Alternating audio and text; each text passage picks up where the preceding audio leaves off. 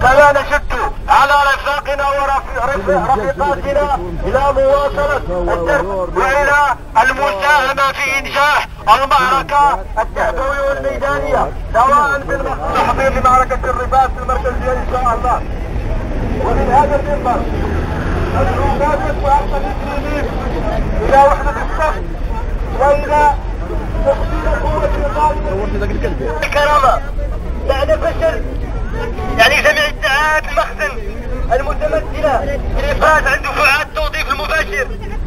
وادعاءات المخزن بما أنها تعمل على إدماج الأطر المعطلة داخل الوظيفة العمومية. هذا إطار تمت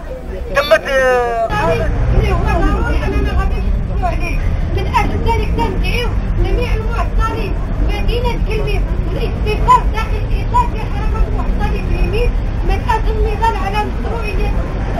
المطلب ديالنا اللي هو التغيير فقط. هي المعطلين والمعطلات من داخل مصر كليميم الذين بانوا منذ انطلاق هذه الإجازات